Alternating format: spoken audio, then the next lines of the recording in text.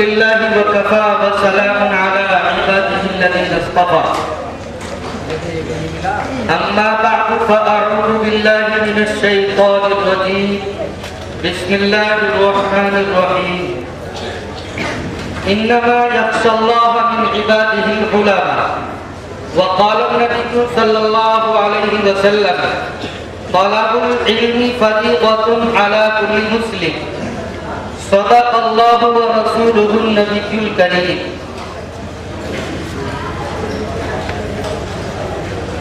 علم کی اینک لگا کر دوستو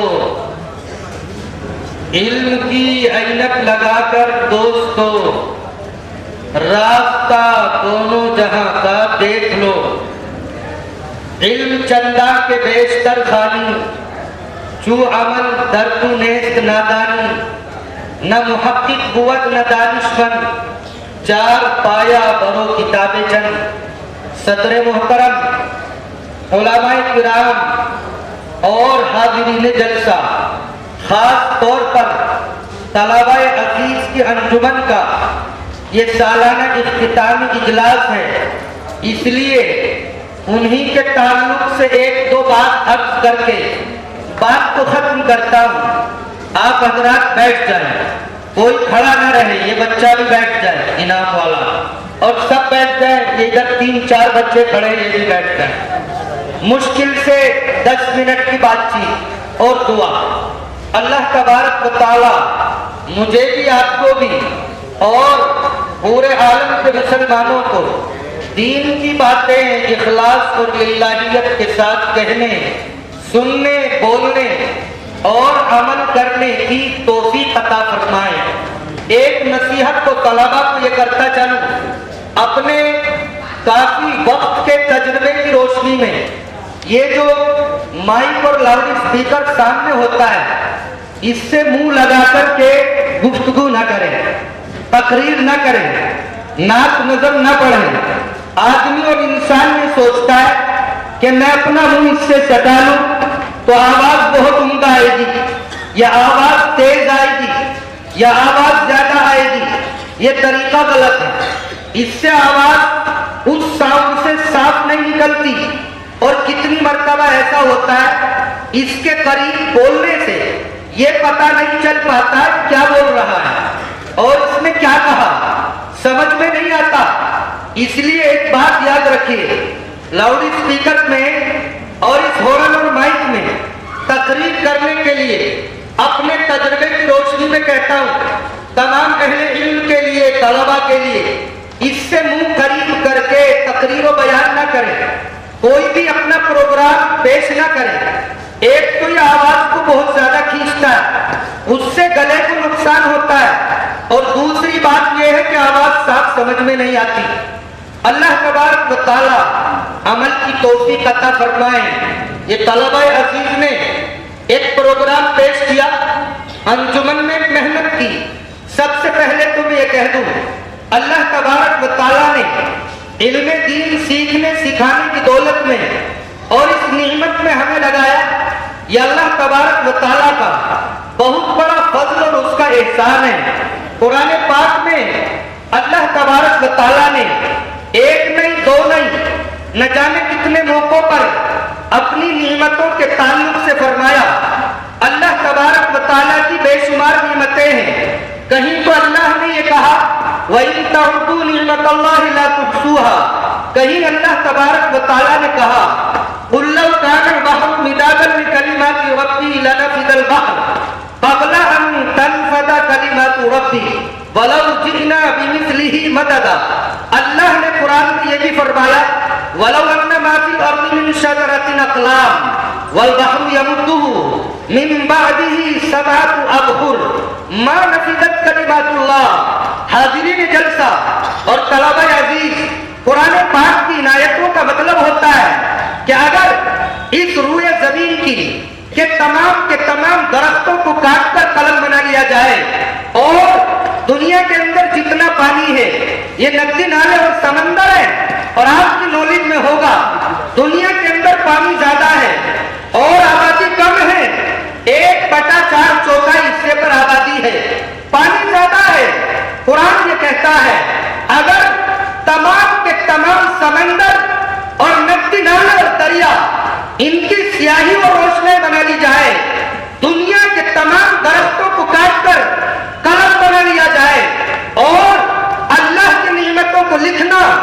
شمار کرنا گننا شروع کیا جائے، لنفد البحر، سمندر ختم ہو جائے، روشنائی ختم ہو جائے، تمام کے تمام قلم ٹوٹ پھوٹ کر ختم ہو جائے، اللہ کی نعمتیں ختم نہ ہو، دنیا کا کوئی بھی آلہ، کیلکولیٹر، کوئی مشین لے کر کے بیٹھ جائے، اللہ کی نعمتوں کو شمار کرنا چاہے، اس آلہ اور مشین کی کیپیسٹی، گنجائش ختم ہو جائے، فیل ہو جائے، مگر اللہ کی نعمتیں ختم نہ ہو، اتنی بے شمار اور لاکھ تعداد نعمتوں میں آپ یاد رکھیں اللہ تبارک و تعالیٰ کی فرسٹ نمبر کی نعمت اللہ نے جو مجھے بھی عطا کی ہے، آپ کو بھی عطا کی ہے، اور پورے ورلڈ کے، پوری دنیا کے 800 کروڑ لوگوں میں تقریباً 200 کروڑ لوگوں کو اللہ نے ایمان کی دولت عطا کی ہے،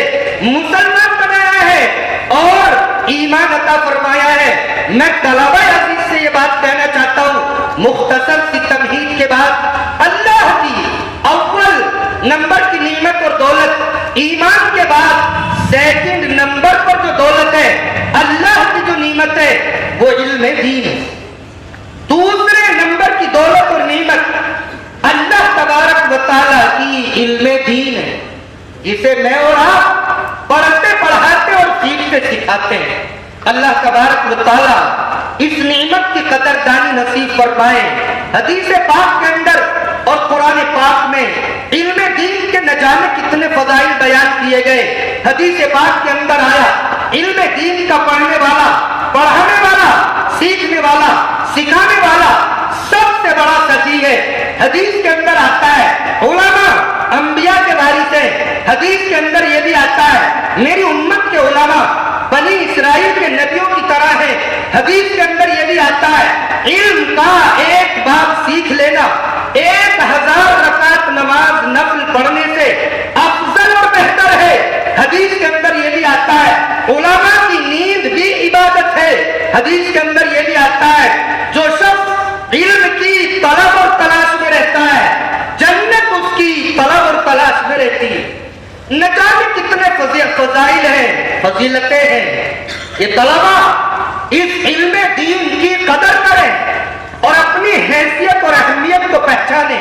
من عرف نفسہ عرف ربہ، جس نے اپنے آپ کو پہچان لیا، میں کون ہوں، کیا ہوں، اپنی حیثیت اور حقیقت کو جانا، اس نے اپنے رب کو پہچان لیا۔ اور میں آپ کو نصیحت کے طور پر یہ بات کہتا ہوں، ہراساں ہونے کی ضرورت نہیں، اور اپنے آپ کو قابل اور باصلاحیت، آپ نے ایک پروگرام پیش کیا، انشاءاللہ آپ آئندہ محنتیں کریں گے تو بہت کچھ بنیں گے۔ اور میں ایک موٹی سی بات کہتا ہوں، اپنی ماں کے پیٹ سے کوئی بھی ڈاکٹر بن کر پیدا نہیں ہوتا، کوئی انجینئر بن کر پیدا نہیں ہوتا، کوئی بڑے سے بڑا منصب یا عہدہ رکھنے اور پانے والا پیدا نہیں ہوتا۔ آپ ارادہ کریں، عزم مصمم کریں۔ آپ اگر چاہتے ہیں میں بہترین مدرس بن جاؤں تو محنت کریں، انشاءاللہ بہترین مدرس بنیں گے۔ آپ چاہتے ہیں میں بہترین خطیب اور مقرر وائز بن جاؤں تو آپ بن جائیں گے۔ آپ اگر یہ چاہتے ہیں میں بڑا مفسر بن جاؤں، مدبر بن جاؤں، محقق بن جاؤں، مفتی بن جاؤں اور کوئی میں ڈگری حاصل کر لوں تو کوئی مشکل نہیں۔ مرد باشد کے ہر آسان شبت، مشکلیں نیک کے آسان شبت۔ مرد تو وہ ہے جو ہمت نہ ہارے، دنیا کی کوئی مشکل ایسی نہیں جو آسان نہ ہو جائے۔ اور یہ طلبہ علم دین حاصل کرنے کے لیے وہ دلچسپی اپنے اندر پیدا کریں جو ایک کتاب کے اندر بھی میں نے یہ واقعہ لکھا ہے اچھی تقریریں میں کہ علامہ ابن تیمیہ رحمت اللہ علیہ وقت کے بادشاہ نے ان سے کوئی فتویٰ طلب کیا اور علامہ ابن تیمیہ نے فتویٰ دینے سے انکار کر دیا۔ بادشاہ وقت کے مطابق، اس کے کہنے کے مطابق فتویٰ نہ دیا، بادشاہ نے جیل میں ڈال دیا۔ علامہ ابن تیمیہ رحمت اللہ علیہ اتنی بڑی شخصیت، بچے نیچے ہو، اتنی بڑی شخصیت، اتنے بڑے علامہ جیل کے اندر ہیں۔ 3 دن گزر جاتے ہیں، ایک جوان بادشاہ سلامت کے دربار میں آتا ہے، رونے لگتا ہے، گڑ گڑاتا ہے، گریہ ازاری کرتا ہے، تمام کے تمام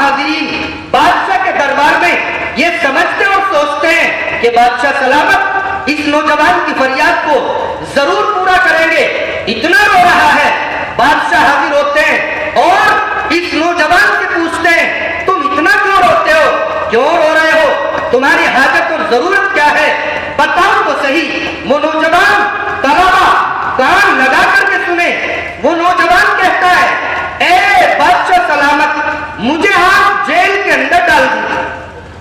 بتائیے کوئی جیل کی خواہش کرتا ہے, جیل کی تمنا کرتا ہے, جیل سے نکالنے چھڑانے کے لیے آج نہ جانے کیا کیا حربے ہیلے پیسہ بہایا جاتا ہے, شور سفارشیں اور نہ جانے کیا کر تدبیریں اختیار کی جاتی ہیں.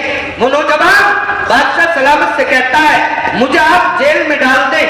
اور بادشاہ سلامت نے پوچھا تم جیل میں جانے یا جیل کی درخواست کو رفیع کیوں کرتے ہو. وہ نوجوان کہتا ہے اے بادشاہ سلامت میرے استاد علامہ ابن تیمیہ کو آپ نے 3 دن سے جیل میں ڈال رکھا ہے. میرے سبق کا نام رہا ہے, میرا سبق نہیں ہو رہا ہے, میری نیند حرام ہو گئی ہے. مجھے آپ جیل میں لوہے کی سلاخوں کے پیچھے ڈال دیں, میں اس کو برداشت کروں گا اور جھیل لوں گا, مگر میں اس کو گوارا نہیں کرتا کہ میرا سبق چھوٹ جائے. 3 دن گزر گئے ہیں, سبق نہیں ہوا ہے. استاد محترم کو علامہ ابن تیمیہ کو آپ نے جیل میں ڈال رکھا ہے, آپ مجھے بھی جیل میں ڈال دیں تاکہ وہیں رہ کر استاد محترم کے ساتھ میں سبق پڑھتا رہوں, سبق کا ناغہ نہ ہو. طلبا دھیان رکھیں, معمولی بہانے بنا کر آج کے دور میں طلبا غیر حاضری کرتے ہیں, گھروں میں چلے جاتے ہیں, سبق چھوڑ دیتے ہیں. اللہ تبارک و تعالی اہمیت نصیب فرمائے اور اللہ پاک ہمیں علم دین شوق ذوق سے اور محنت سے حاصل کرنے کی توفیق نصیب فرمائے. بات کو لمبا نہ کر کے اسی ایک شعر پر ختم کر دیتا ہوں.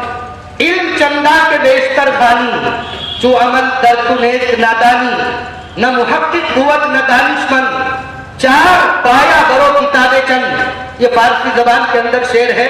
فرصت نہیں, موقع نہیں, انشاءاللہ پھر کبھی اللہ تبارک و تعالی اس مجلس کو قبول فرمائے.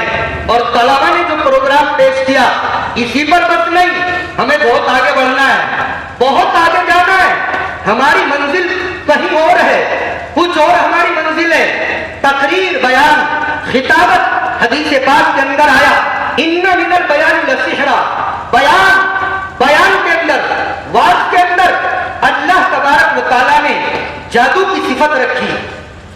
جو انسان جتنے اچھے انداز سے خطاب اور بیان کرتا ہے لوگوں کے دلوں میں اس کی بات اتر جاتی ہے اور لوگوں کے ذہنوں پر اس کی بات سمجھ میں آ جاتی ہے. یہ طلبا اسی انداز سے محنت کریں, نہ تو نعت میں بھی اور تقاریر اور خطبات میں بھی مضمون نگاری کا اگر سلسلہ ہے انجمن کے تعلق سے تو مضمون نگاری میں بھی کتابیں لکھنا اسی سے آدمی سیکھتا ہے. ان مدرسوں میں رہ کر تھوڑا سا بھی سیکھ لیا, فراغت کے بعد اسی میں ترقی ہو جاتی ہے.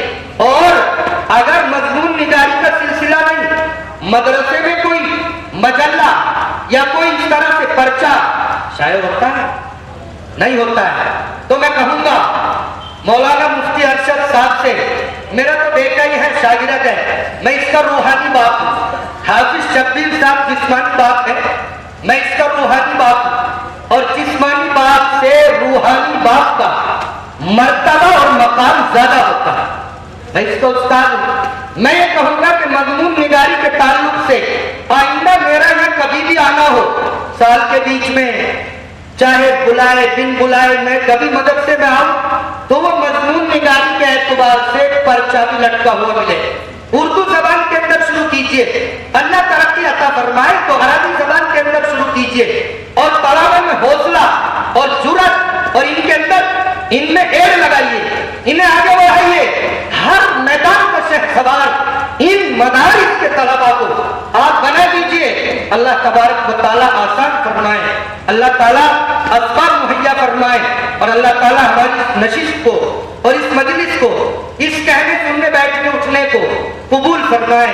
وآخر دعوانا ان الحمدللہ رب العالمین۔